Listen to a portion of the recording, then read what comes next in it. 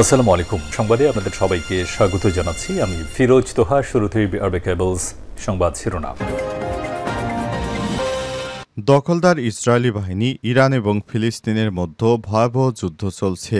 আর এই মুহূর্তে আমাদের হাতে এসছে যুদ্ধের ভয়ঙ্কর কিছু গুরুত্বপূর্ণ আপডেট সংবাদ। প্রথমেই জানাবো আলহামদুলিল্লাহ, ইয়েমেন থেকে ইসরায়েলে ক্ষেপণাস্ত্র হামলা, বেজে উঠল সাইরেন। ইয়েমেন থেকে আবারও ইসরায়েলে ক্ষেপণাস্ত্র হামলা চালিয়েছে হুতি যোদ্ধারা। ইসরায়েলের সামরিক বাহিনী জানিয়েছে, ইয়েমেন থেকে ক্ষেপণাস্ত্র হামলার কারণে হাইফা, কিরিয়াত আতা এবং পশ্চিম গ্যালিলীয় সহ উত্তর ইসরায়েলের বিমান হামলায় সাইরেন বেজে উঠে। খবর আল জাজিরার।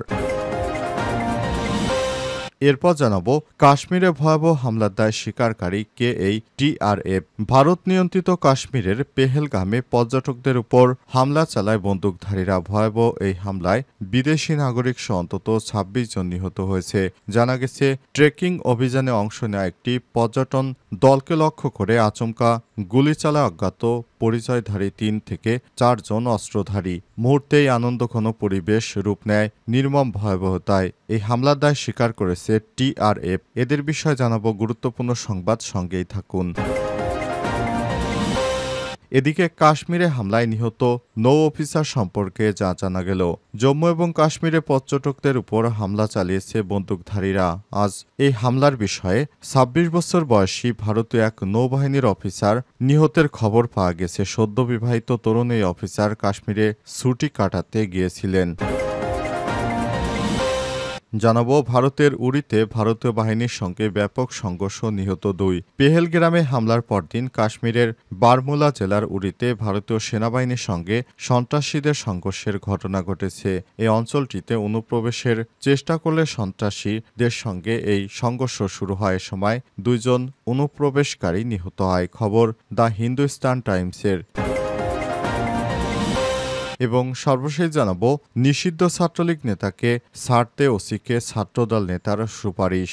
আওয়ামী লীগের ঝটিকা মিছিলে সম্পৃক্ততার অভিযোগে এক ছাত্রলীগের নেতাকে গ্রেপ্তার করা হয়েছে। তবে তাকে ছাড়াতে বিএনপির ছাত্রদলের নেতাকর্মীরা পুলিশকে এসে ধমকাতে থাকে। এ বিষয়ে ওই ছাত্রদল নেতার বিষয়ে সাংগঠনিক ব্যবস্থা নেয়ার আহ্বান জানানো হয়েছে। প্রিয় দর্শক, এতক্ষণ শুনছিলেন সংবাদ শিরোনামে, এবারে বিস্তারিত।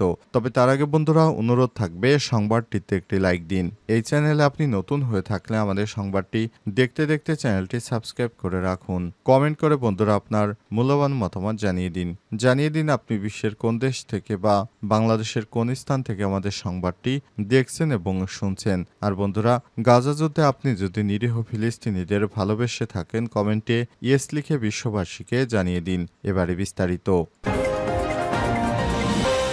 ইয়েমেন থেকে ইসরায়েলে ক্ষেপণাস্ত্র হামলা, বেজে উঠল সাইরেন। ইয়েমেন থেকে ইসরায়েলে আবারও ক্ষেপণাস্ত্র হামলা চালানো হয়েছে। ইসরায়েলি সামরিক বাহিনী জানিয়েছে, ইয়েমেন থেকে ক্ষেপণাস্ত্র হামলার কারণে হাইফা, কিরিয়াত আতা এবং পশ্চিম গ্যালিলীয় সহ উত্তর ইসরায়েলের বিমান হামলায় সাইরেন বেজে উঠে। খবর আল জাজিরার। ইসরায়েলি সামরিক বাহিনী এক বিবৃতিতে জানিয়েছে, তারা বিমান প্রতিরক্ষা ব্যবস্থা সক্রিয় করেছে এবং ক্ষেপণাস্ত্রটি সফলভাবে বাধাগ্রস্ত করেছে। ইয়েমেনের বেশিরভাগ এবং অংশ নিয়ন্ত্রণকারী হুতি বিদ্রোহীরা ইসরায়েলের উপর বেশ কয়েকটি ক্ষেপণাস্ত্র হামলার দাবি করেছে। এর মধ্যে রয়েছে প্রধান বেন গুরিয়ন আন্তর্জাতিক বিমানবন্দর। গাজায় সংঘাত শুরুর পর ফিলিস্তিনিদের প্রতি সংহতি প্রকাশ করে ইসরায়েলে হামলা অব্যাহত রেখেছে হুতি বিদ্রোহীরা। এর আগেও ইয়েমেন থেকে ইসরায়েলে হামলা চালানো হয়েছে। চলতি বছরের জানুয়ারির মাঝামাঝি সময় শুরু হওয়া ইসরায়েল হামাস যুদ্ধবিরতির কারণে হামলা বন্ধ রেখেছিল হুতিরা, কিন্তু গত মার্চ থেকে ইয়েমেনে যুক্তরাষ্ট্রের ভয়াবহ হামলার পর থেকে তারা আবারও ক্ষেপণাস্ত্র এবং ড্রোন দিয়ে হামলা শুরু করেছে। বিশেষ করে যুক্তরাষ্ট্রের এডেন সাগরে যেসব নৌবহর রয়েছে, এগুলোকে লক্ষ্য করে হুতি যোদ্ধারা হামলা চালায়। এদিকে ফিলিস্তিনে অবরুদ্ধ উপত্যকা গাজায় যুদ্ধবিরতি নিয়ে আলোচনার অগ্রগতি না হয় গভীর হতাশা প্রকাশ করেছেন কাতারের মধ্যস্থতাকারী মোহাম্মদ আল খোলাইফি। আজ ফরাসি সংবাদ সংস্থা এএফপিকে দেয়া এক সাক্ষাৎকারে এই হতাশার কথা প্রকাশ করেছেন তিনি। কাশ্মীরে ভয়াবহ হামলার দায় স্বীকার টিআরএফ। ভারত নিয়ন্ত্রিত কাশ্মীরে পেহেলগামে পর্যটকদের উপর মঙ্গলবার 22 এপ্রিল হামলা ঘটনায় ভয়াবহ এই হামলায় বিদেশি নাগরিক সহ অন্তত 26 জন নিহত হয়েছে। জানা গেছে, ট্রেকিং অভিযানের অংশ নেওয়া একটি পর্যটক দলকে লক্ষ্য করে আচমকা গুলি চালায় অজ্ঞাত পরিচয়ধারী 3 থেকে 4 জন অস্ত্রধারী। মুহূর্তেই আনন্দঘন পরিবেশ রূপ নেয় ভয়াবহ সহিংসতায়। ভারতের সংবাদ মাধ্যম বলছে, নৃশংস এই হামলার দায় স্বীকার করেছে স্থানীয় বিচ্ছিন্নতাবাদী সংগঠন দ্য রেজিস্ট্যান্স ফ্রন্ট বা টিআরএফ। দেশটির সন্ত্রাসী সংগঠন হিসেবে পরিচিত গোষ্ঠীটি 2019 সালে কার্যক্রম চালু করে। ওই বছরই মোদী সরকার সংবিধান থেকে 370 অনুচ্ছেদ বাতিল করেছিল। দেশটির গণমাধ্যমে হামলাকারীদের একটি ছবি প্রকাশ করা হয়েছে। এটিকে কোনো হামলাকারীর ছবি বলেও উল্লেখ করা হচ্ছে, তবে ছবিতে অস্ত্রধারী সামনের দিকে দেখা না যায়, তার মুখ এখনও বোঝা যায়নি। তার হাতে ছিল একটি AK-47 রাইফেল। মঙ্গলবার দুপুর 2:30টার দিকে মিনি সুইজারল্যান্ড নামে খ্যাত পরিচিত বাইসারান তৃণভূমিতে ওই বন্দুকধারীরা কয়েকজন হামলায় অংশগ্রহণ করে। টিআরএফের উৎপত্তি এবং কার্যক্রম।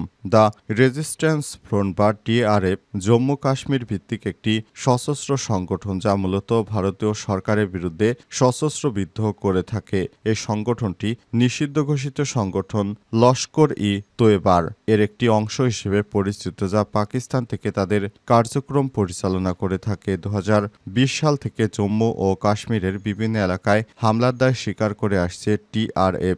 বিশেষ করে পাকিস্তান ভিত্তিক লস্কর-ই-তৈয়বার পাশাপাশি জইশ-ই-মোহাম্মদ, হিজবুল মুজাহিদিন সহ বিভিন্ন গোষ্ঠীর হয়ে টিআরএফ কাজ করে বলে অভিযোগ রয়েছে। কাশ্মীরে হামলায় নিহত নৌ অফিসার সম্পর্কে যা জানা গেল। জম্মু এবং কাশ্মীরে পর্যটকদের উপর ভয়াবহ হামলা চালিয়েছে বন্দুকধারীরা।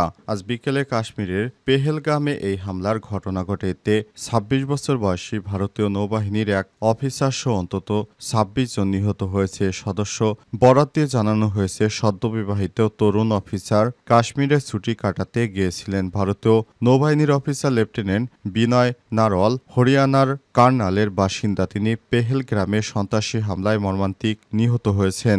নারাল সম্প্রতি বিয়ে করেছেন এবং কাশ্মীরে ছুটি উপভোগ করছিলেন। প্রতিরক্ষা কর্মকর্তা নিশ্চিত করেছে, কোচিতে কর্মরত ওই কর্মকর্তা 16 এপ্রিল বিয়ে করেছেন। বিয়ের পর ছুটি কাটাতে কাশ্মীরে গিয়েছিলেন তিনি। 19 এপ্রিল তার বিবাহের সংবর্ধনা অনুষ্ঠিত হয়। নারওয়াল মাত্র 2 বছর আগে নৌবাহিনীতে যোগ দিয়েছিলেন। সন্ত্রাসী হামলায় তার মৃত্যুতে পরিবার, সম্প্রদায় এবং প্রতিরক্ষা প্রতিষ্ঠানে শোকের ছায়া নেমে এসেছে। প্রতিবেশী এবং স্থানীয়রা গভীর শোক প্রকাশ করেছেন। অনেকেই বলছেন, নারালের ভবিষ্যৎ উজ্জ্বল ছিল।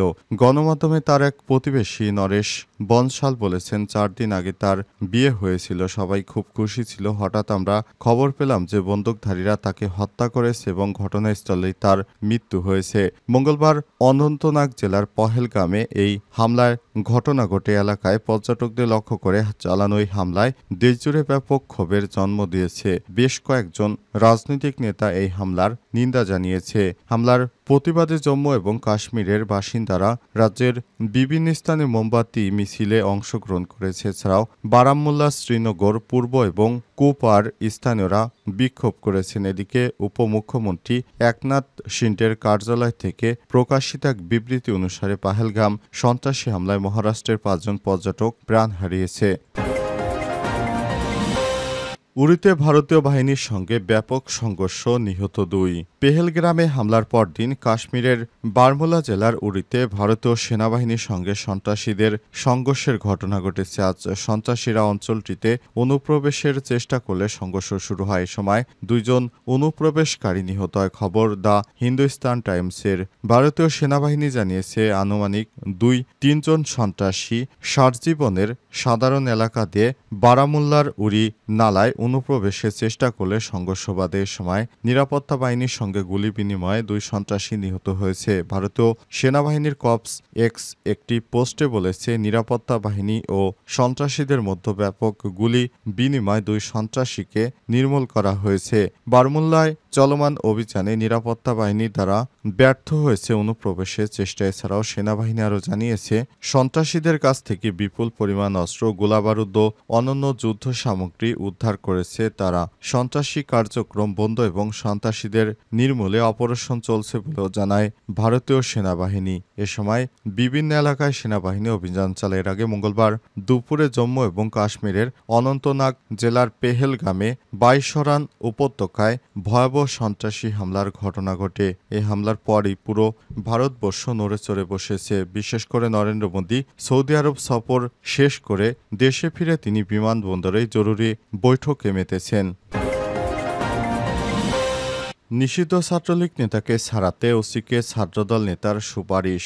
আওয়ামী লীগের ঝটিকা মিছিল থেকে নিষিদ্ধ ছাত্রলীগের নেতাকে গ্রেপ্তারের অভিযোগে এক নেতাকে গ্রেপ্তারের পর তাকে ছাড়াতে থানায় এসে হাজির হয় ছাত্রদল নেতা। থানায় রাখা হয় ওই আওয়ামী লীগের নেতাকে। এর মধ্যে ছাত্রলীগ নেতাকে ছাড়াতে থানার ওসিকে ধমকাতে থাকে ছাত্রদল সভাপতি।